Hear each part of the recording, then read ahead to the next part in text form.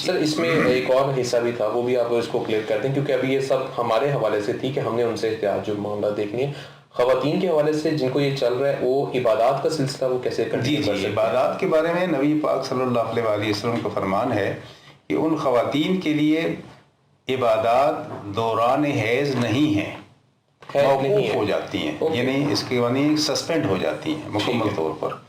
عبادات میں کیا چیز ہے جو موقوف ہوتی ہے؟ جسے ہم کہتے ہیں روزہ، جسے ہم کہتے ہیں صلات، دو چیزیں جو پرامپٹ ہیں اسی طریقے سے۔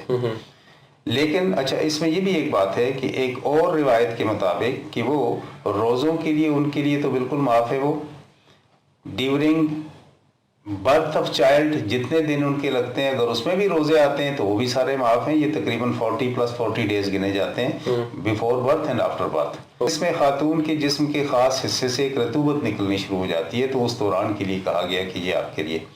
نماز کے بارے میں یہ کہا گیا نبی پاک صلی اللہ علیہ وسلم نے کہ وہ بھی موقوف ہے، مین سسپینڈڈ ہے آپ کے لیے، لیکن ایک اور روایت کے مطابق کہ اگر آپ نماز اس کے بعد قضا کرنا چاہتے ہیں تو آپ کی مرضی آپ کر سکتے ہیں اس میں، ایک بات۔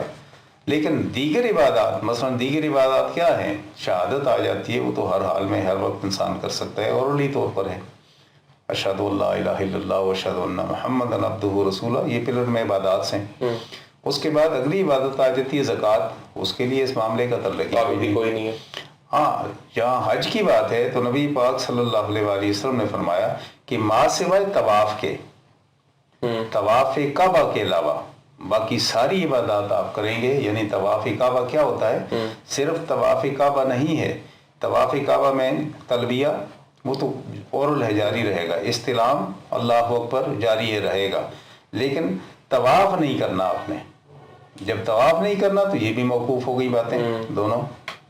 اس کے بعد مقام ابراہیم پر جو نماز ادا کی جاتی ہے وہ نہیں ادا کی جائے گی، صفا اور مروہ کے درمیان جو آپ کی سعی ہے وہ نہیں ہوگی، یہ مکمل ایک طواف گنا جاتا ہے۔ یعنی طواف کا مطلب صرف یہی نہیں ہے کہ کعبہ کے گرد چکر، یہ مکمل ارکان جو 3 ارکان ہیں ان سب کو ملا کر ایک طواف گنا جاتا ہے۔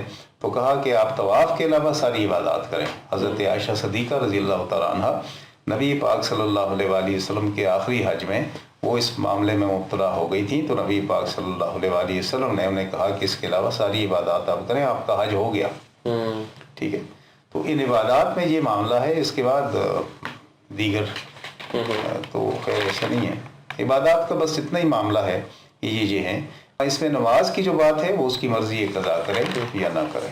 جی ٹھیک ہے، یعنی ہم یہ کہہ سکتے ہیں کہ جتنی بھی فزیکل عبادات ہیں اس میں وہ تھوڑا سا سسپینڈڈ، ویسے آپ اورلی کچھ بھی آپ پڑھ رہے ہیں یا کچھ کر رہے ہیں وہ الاؤ ہے۔ یہ بندوں کی قرآن مجید آپ پڑھا سکتے ہیں، اگر آپ معلمہ ہیں کسی جگہ تو قرآن مجید بھی آپ پڑھا سکتے ہیں ڈیورنگ حیض کے دنوں میں، کوئی ممانعت نہیں ہے اس کی۔ سر ان کے کھانے پینے کے حوالے سے کچھ معاملات ہیں؟ کوئی بھی نہیں ہے، کچھ بھی نہیں ہے، جو مرضی کھائیں کھلائیں اپنے پورے گھر والوں کو، جو پیئیں پلائیں، جو آپ کے لیے جائز چیزیں، کسی قسم کی کوئی ممانعت نہیں ہے۔